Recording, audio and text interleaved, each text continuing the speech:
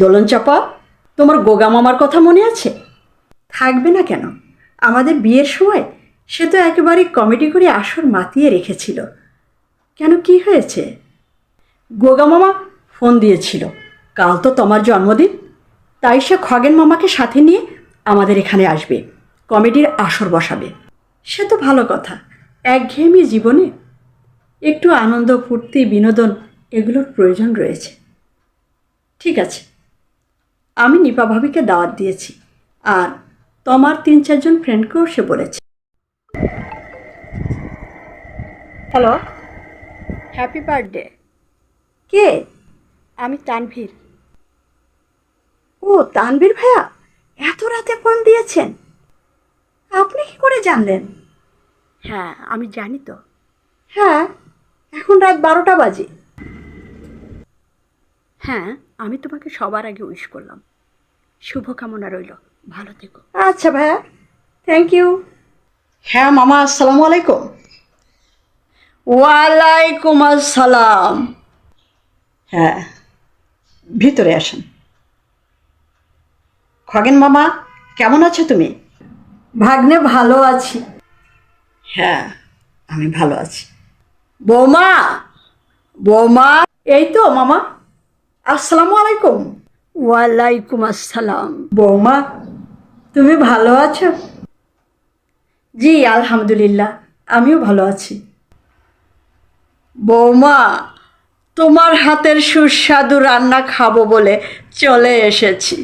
তোমার হাতের রান্নার কথা তো আমি ভুলতে পারি না বৌমা। কি যে বলেন মামা, আপনি এসেছেন আর আমি রান্না করব না সুস্বাদু করে, তাই কি হয় মামা? তমা, তমা, মামা আসসালামু আলাইকুম। তমা, তুই কেমন আছিস মা? জি মামা, জি মামা, ভালো আছি। শুভ জন্মদিন, এই নে তোর জন্য আমার ছোট্ট উপহার। থ্যাংক ইউ মামা। তমা, কি রে, এই দিকে আয়। এই নাও তোমার জন্মদিনের উপহার।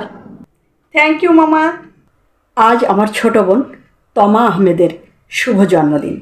সেই উপলক্ষে এক আনন্দঘন কমেডি আসরের আয়োজন করা হয়েছে।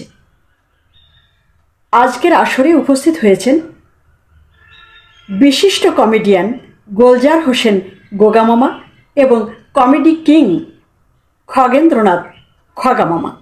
আরও উপস্থিত হয়েছেন আমাদের সবার প্রিয় নিপা ভাবি। উপস্থিত রয়েছে তমার বন্ধুরা শ্যানন, সীমান্ত, অন্তর এবং অরণ্য। উপস্থিত আছি আমি দদুল আহমেদ, দোলন চাপা এবং তমা আহমেদ। এবার বিশিষ্ট কমেডিয়ান গোলজার হোসেন গোগা মামা এবং খগেন্দ্রনাথ খগা মামার আসর বসবে, আপনারা উপভোগ করুন। শ্যামলবাবু বিদেশে চাকরি করেন। অনেক দিন পর ট্রেনে করে বাড়ি ফিরছেন। স্টেশনে নেমে বাড়ির পুরনো চাকরকে দেখে বললে, হ্যাঁ রে, বাড়ির খবর কি? চাকর আমতা আমতা করে বলল, বাবু, সবই ভালো, তবে কুকুর দুটো মারা গিয়েছে। কুকুরটা মারা গিয়েছে? কি হয়েছিল? কাঁচা গরুর মাংস খেয়ে সহ্য করতে পারেনি আর কি। গরুর মাংস? গরুর মাংস পেল কোথায়? বলদ জোড়া তো পটল তুলেছে। সে কিরে, চাষের এত জমি থাকতে খড় বিছালের অভাব হলো কি করে? জমির কথা বলছেন?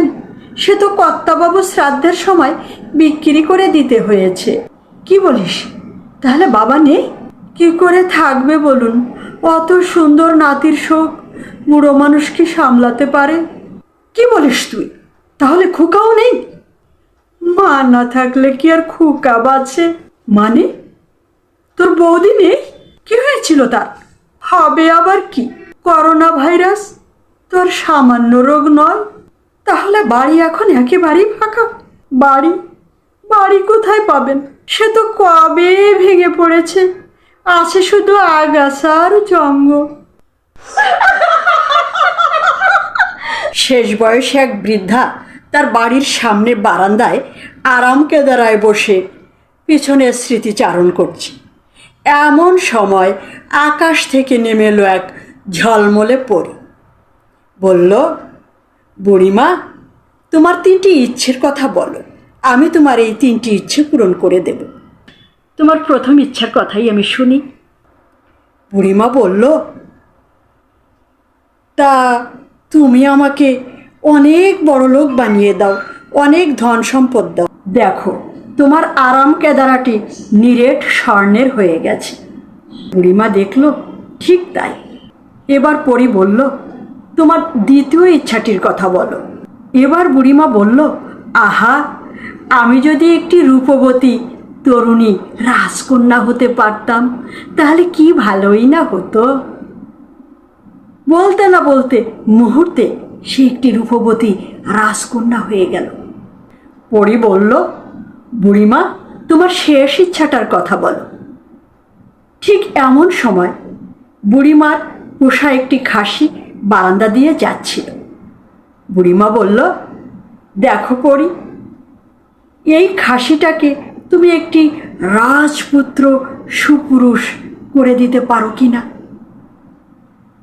যেই কথা সেই কাজ।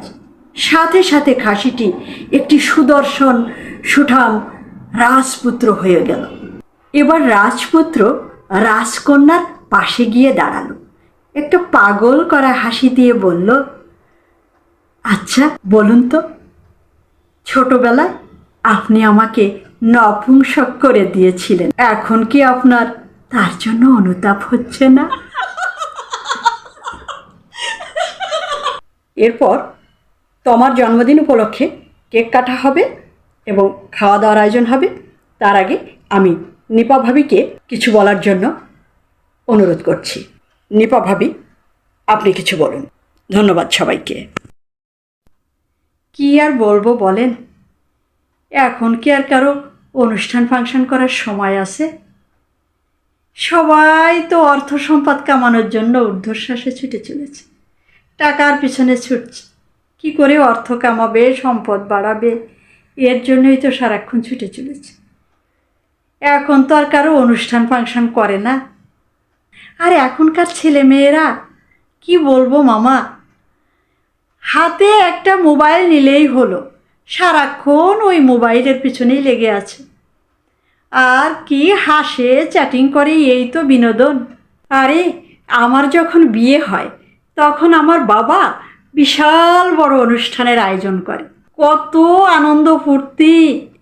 মামা কি বলবো আপনাদের, 5 গ্রামের লোককে দাওয়াত দিয়ে খাওয়ায় আমার বাবা। কত অ্যারেঞ্জমেন্ট করে, বিরিয়ানি, কাবাব, রোস্ট, পোলাও, জর্দা, ফিরনি, পায়েস, মিষ্টি, দই, কি কত খাবা। জানেন, আমার বাবা তো কৃপণ লোক না। তোমার বাপের বাড়ি কোথায় মা? তোমার বাবার নামই বাকি পিঠাবক গ্রামে। আমার বাবার নাম করিম সর্দার। আমার বাবাকে চেনে না ওই তল্লাটে এমন কেউ নেই। গোগা, তোর মনে নেই করিম সর্দারের মেয়ের বিয়েতে আমাদেরকে দাওয়াত দিয়েছিল, খাবারে কম পড়েছিল, মারামারি লেগে গিয়েছিল, তাই আমরা পালিয়ে এসেছিলাম অনুষ্ঠান না করেই। ভাবি, আমি যাই, আমার বাসায় প্রচুর কাজ। না না ভাবি, আপনাকে না খেয়ে আমি কিছুতেই যেতে দিব না। এ তমা, তুমি প্লেটগুলো সাজাও, আমি এক্ষুনি খাবার বেড়ে দিচ্ছি। হয়ে গেছে।